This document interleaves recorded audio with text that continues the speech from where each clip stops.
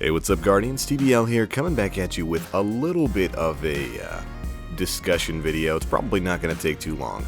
But today I wanted to talk to you guys a little bit about microtransactions. In particular, the recently announced Spark of Light sort of thing, the subclass and character leveling pack that was announced about a week or so ago. Oh boy, I know, here we go.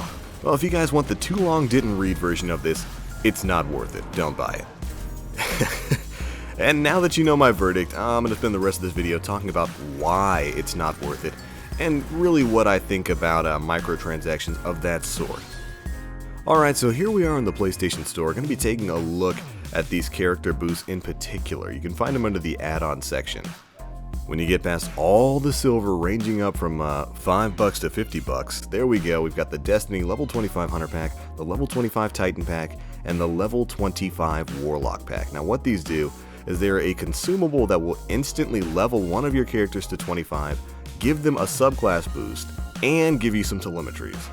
Pretty sweet, right? It's kind of like the Spark of Light that Taken King players were given when that expansion came out, except now it's got a price tag of $29.99 in the US. I think it's $24.99 in Europe. And now additionally gives you some telemetries as well as a full subclass boost. Now I think they said it completely levels up your subclass. So if you've got an unleveled subclass, you can use this to immediately boost that to the max. Alright, now that the explanation is out of the way, let's talk a little bit about this in particular. Now first off, I'm not going to dance around it. This is exactly what Bungie said they would not do. As a matter of fact, when we saw the Spark of Light inside the game's files, they stated, oh, that's just something that got left on the cutting room floor. Microtransactions will never be anything more than cosmetic. And unfortunately right now it's looking like that simply isn't the case. Now whether or not this is simply a case of Bungie lying or changing its mind after the fact, I don't know, and it really doesn't matter because these sorts of transactions are here now. But the big question here is, do I consider this to be selling power? And the answer to that is technically yes and no.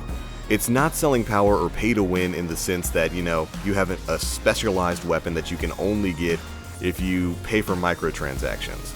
Or if there was something like a purchasable, say, exotic engram pack. You pay $5 and you get 5 exotic engrams. Pay to win is when you can pay money to get an advantage over other players who didn't pay money. And this so far isn't that. This is paying money kind of for convenience. It's pay for convenience, so that you don't have to go through the grind of leveling up a character and leveling up a subclass. For the most part, that doesn't really affect other players in a way that couldn't be achieved without regular gameplay. You know, you can just play the game regularly to level up your character, and that's definitely what I would recommend.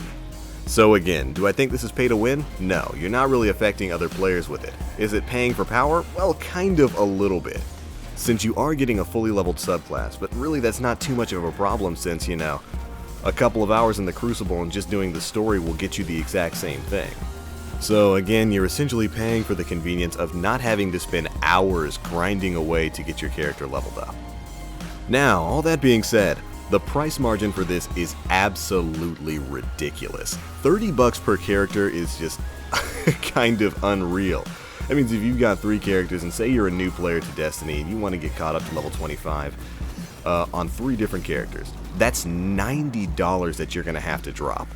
But even just looking at a single character, $30 for a level 25 boost when level 25 isn't even helpful in this game anymore. Maybe if that was back in year 1, level 25 would be somewhat helpful, but if you're paying $30, I don't see why the boost doesn't just take you up to 40. So it's absolutely not worth it on that front at all. I mean, being level 25 means you're still going to have to deal with hours of grinding, which, you know, is good. You should grind out and play the game the normal way. But, you know, if you're going to be paying this much money for something, getting only to level 25 doesn't make any sort of sense to me. So again, not worth it. I mean, $30 itself is just way too expensive.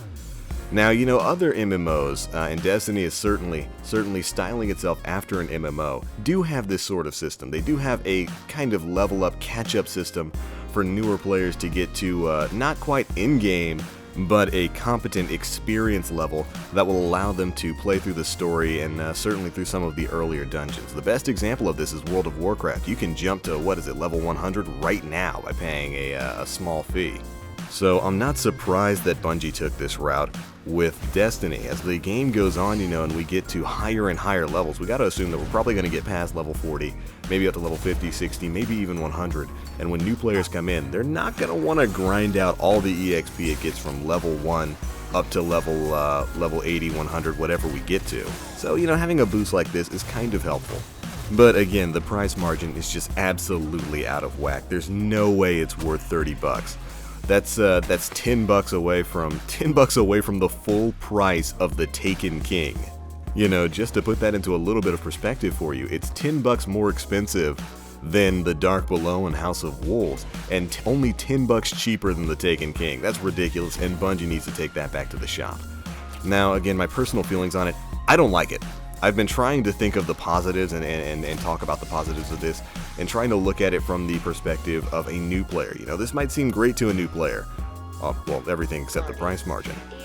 But really, I don't like this. One, because Bungie said they specifically wouldn't do it, and two, because I don't like microtransactions being anything other than cosmetic. And again, while this isn't really pay to win, it's getting awfully uncomfortably close. And I would really honestly hope that Bungie is treading lightly with this, and that we don't someday see something akin to Advanced Warfare's weapon variants. You can buy supply drops and get weapon variants that are objectively better than the ones you can get just during the game. But I guess we'll have to see. Anyways, those are my thoughts on the matter. Again, the too long didn't read version, I don't like it. These new microtransactions suck, and they are way overpriced, way too expensive, and you should not buy it.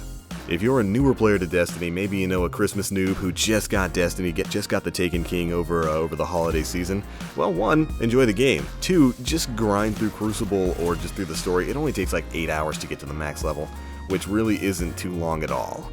Because honestly, this level boost simply isn't worth your time or money. But alright, that's pretty much going to be it for this one, guys. Be sure to let me know what you think about all of this in the comment section below. I know you guys have some pretty strong opinions on it, and I can't wait to read them. But alright, that's it for me now. As always, I am the Black Link. You Guardians, stay frosty.